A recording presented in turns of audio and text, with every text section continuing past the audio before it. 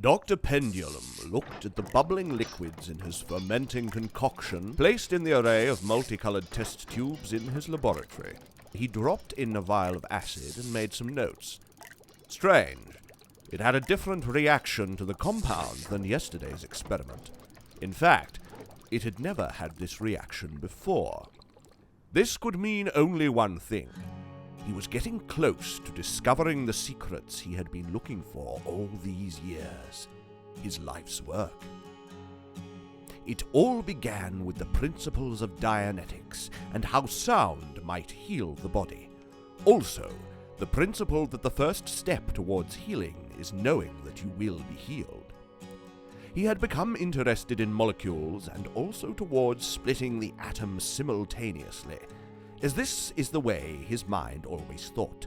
With many things going on all at once, it occurred to him that he may have been able to split the molecular structure of human DNA. But what then? Maybe he could get inside the inner molecules and with a process of disruptions, insert sound waves inside them, bind them together, and through a process of chemical-based infusions, teach the body to heal itself from any disease. This could be groundbreaking, not to mention the benefits for the human race. No more sickness. Everything would have a cure. Of course, the other scientists and people all around will say I'm mad and probably delusional, but I pay no attention to them. The truth in my hypothesis, and one day I will find the answers, and in this moment the world will be changed forever. And for the better, too. He looked around his lab. A solitary light bulb swung from left to right in the ceiling above him, illuminating the room partially. The windows were open, and a warm breeze from the night outside was coming in. The street outside seemed unearthly silent. In the distance, a cat bayed out to the night.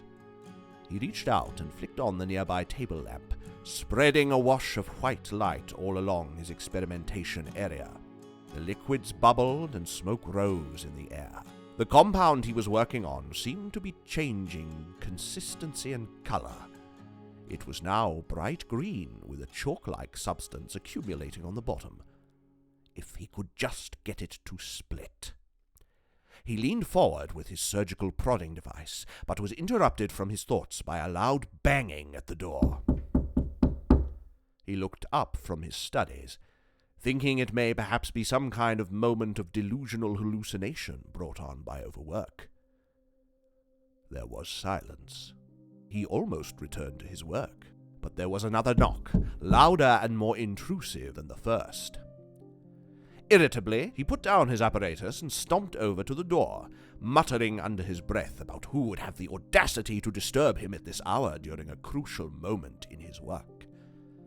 He opened the door and felt the warm wind from outside wash over his face. He looked out into the dark. Standing there was a tall man wearing a black hood. Dr. Pendulum peered deep into the hood but could see nothing except a dark, shadowed face. Tiny slits of light were where the eyes should be.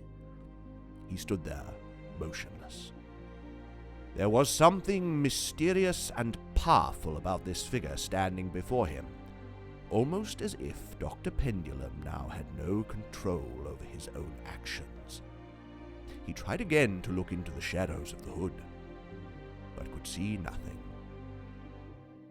The hooded figure took a step forward, and the professor instinctively stepped back to let him walk inside, although he didn't know why. Dr. Pendulum, said the hooded man in a deep and resonant voice. It sounded almost like his voice did not belong to this world. Maybe it was being blasted through a speaker system from another dimension. It was both loud and quiet simultaneously, like it was inside his head, reverberating inside his skull, maybe even coming from another universe.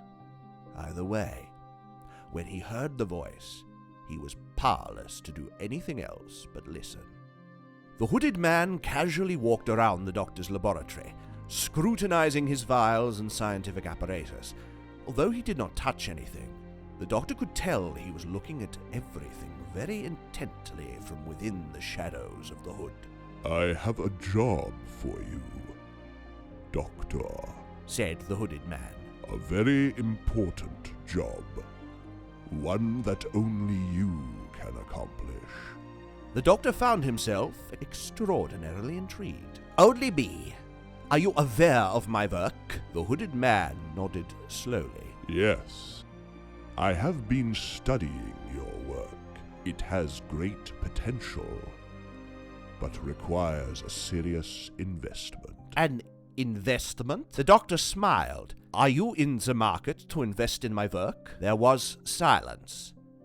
A deafening silence. No. Said the hooded man with great finality in his voice. I shall not finance your work. I shall finance my work, and you will accomplish the tasks I set out for you. Will I now? Said the doctor, feeling something eerie in his stomach, and as he spoke he could also feel the hairs on his back standing on their end. Yes, I shall pay you very handsomely. More money than you could ever dream of. Enough to complete your life's work without any more interruptions. The doctor smiled. That's a lot of money. Money is of no consequence to me, said the hooded man. He paused and tilted his head slightly to the right, almost as if he was listening for something in the distance. Then he looked directly into the doctor's eyes, and immediately Pendulum felt an eerie coldness wash all over his body. So, do we have a deal? The doctor felt powerless. He just stood there, staring into the man's dense black hood. When he spoke, the words seemed to tumble from his mouth as if he had no say in the matter. The decision was already made for him by powers far greater than his. What do you want me to do? A small pause, a clicking sound from within the hooded man's black shadows. I want you to make me a time machine. A time machine? The doctor was slightly taken aback. You want to make you a time machine? Yes. That is what I want you to make for me. The doctor could not help but laugh. Oh, well, if it's a time machine you want, give me 2 days and I'll knock one together for you. This is no laughing matter. You're serious, aren't you? You want for me to invent you a time machine? Correct. I will pay you handsomely for it. The doctor was intrigued and nervous all at once by the strange man's intensity. I would love to, but really I would not know where to start. Perhaps you have the wrong man. Another silence. Then suddenly, the hooded man clapped his hands. There was a quick flash of light and a loud bang. At this moment, the doctor blinked uncontrollably. When he opened his eyes, the room was very different. There were books everywhere. Hundreds of books stacked on top of one another. Many cluttered all over the floor. He rummaged through them, and to his surprise, they all seemed to be strange and rare-looking objects, all written on the subject of interdimensional time travel. He turned round to his desk and noticed a large circular orb sitting on a square stand. Within the orb glowed a green light, and it seemed to emanate a humming sound. He looked at the hooded man with a mixture of chilled confusion and disorientation. "What the hell just happened?" he blurted out. The hooded man stared deep into his eyes. The darkness seemed all around him. The time machine is half complete. You will finish it. The doctor looked at the stranger in his lab for answers. He looked at the orb, which was pulsating.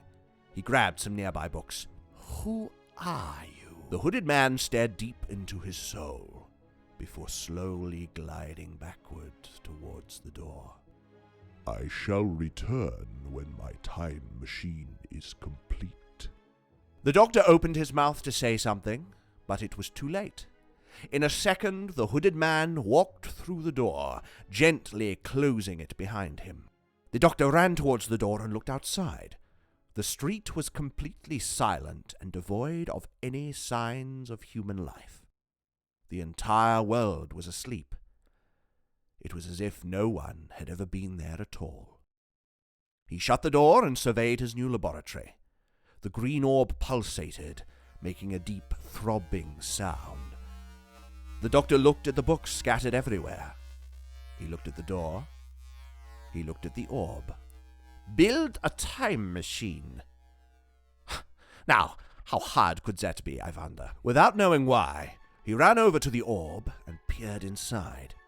He picked up a nearby book and began to scour its pages, listening to the unearthly hum within the sphere as he read.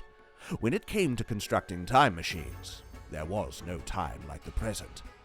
He set to work immediately. Hours soon became days, and days turned to months as he pored over all the ancient tomes left in his laboratory by the strange hooded figure. He soon became consumed by this project, his new search to discover a mystery that had eluded many for thousands of years, the quest to harness the complexities of time and become its master. He pored over the manuscripts into the early hours and tinkered with the orb, gradually over time building an elaborately constructed device around the glowing sphere, built from the countless arrays of information he found in his new library of time. Sometimes he would stumble home in the early hours of the morning, and other times he would not go home at all, and instead would stay awake for days in the lab. People knocked at his door. He ignored them. The phone rang. He ignored it. His wife demanded he seek counseling. He ignored her. The scientific guild revoked his license. He didn't care. He had become a fanatic, a being overcome by some form of possession. Completely out of control, he lived in his laboratory for an entire year, losing friends and family, madness in his eyes, and massive beard showing months and months of physical neglect. The doctor cared about nothing anymore except completing his time machine. That was all that mattered to him. All else was irrelevant. He studied, he built, he created. 12 months running on adrenaline and insanity, using the books as blueprints, conducting archaic and arcane experiments, gradually building into the structure that would become his time machine. Nothing would stop him in this endeavor. Soon the world would see the true scope of his genius. He did whatever it took. Reading, deciphering ancient codes, conducting chemical and alchemical experiments, building an elaborate mechanism to harness the power he had discovered. He worked furiously until he reached his goal. Insanity beckoned, but it was worth it for what he was uncovering. This was the true science, the science of chaos, the science of time and space, the science of the time machine. Nothing could stop him. And one day, he stood in his laboratory and looked at his handiwork. There, standing before him, was a large round machine resembling a cage. The orb was set deep inside as now the nucleus of the contraption. The structure itself almost took up the entire room, shimmering with gold and steel, covered in clicking lights and whirring valves. His work was complete. A machine that operated on similar principles to his own prior paltry experiments. He had found a way to harness the speed of light, and in doing so, dismantled the molecular structure of time as it was then understood, rebuilding it infinitely and repeating the process 1,000,000 times in the blink of an eye.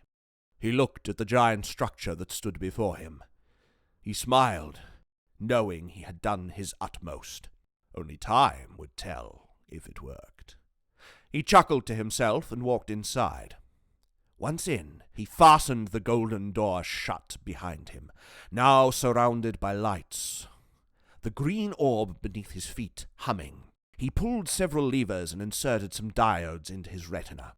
With extreme thought and self-control, he pulled several more levers, visualizing a particular time in his mind's eye. He imagined the Middle Ages so strongly in his mind that it was almost like a picture in front of him. He could see the sights and sounds of a 15th century village, with all tunic-draped folk walking around, tending to horses and going about their crafts. It became real in his mind. He could feel large impulses of electricity all around him, exploding lights and sounds so terrible that it was deafening to his ears. Then there was a blinding flash of light, and he felt mind-numbing pain sear through his body as his entire molecular structure was ripped to shreds and then regelled as time and space bent and turned in upon itself. The pain was unbearable, but mercifully brief. The noise became all-powerful, and the white light was everywhere. Smoke rose, and suddenly, as quickly as it became, everything stopped. The white light subsided, and there was silence, stillness, and calm. The doctor fell to his knees in agony.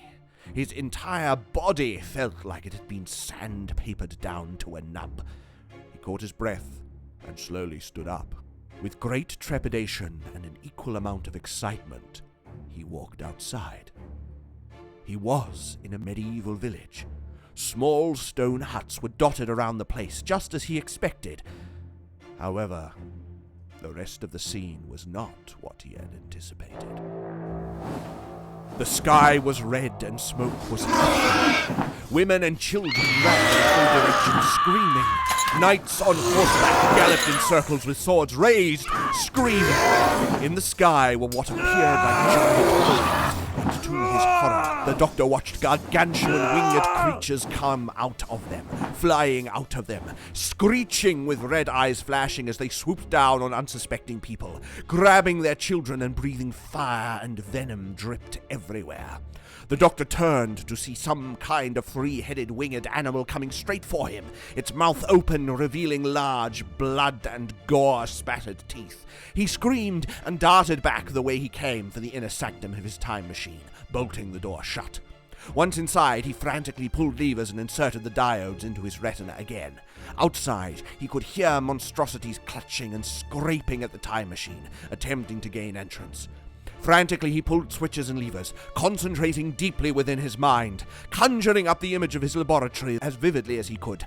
The sounds outside intensified. People screamed, monsters growled. Then there was a flash of light, and the doctor felt his molecules explode and implode and collide into one. The sound reached a deafening level, and then everything stopped. He slumped down to his haunches, collected his breath, and crawled outside the time machine into the safety of his laboratory. He looked around.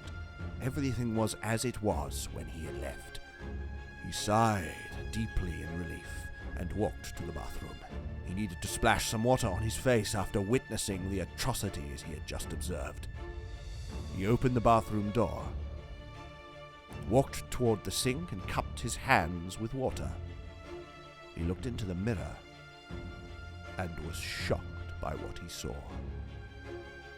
The reflection in the mirror was that of the hooded man, and he seemed to be laughing.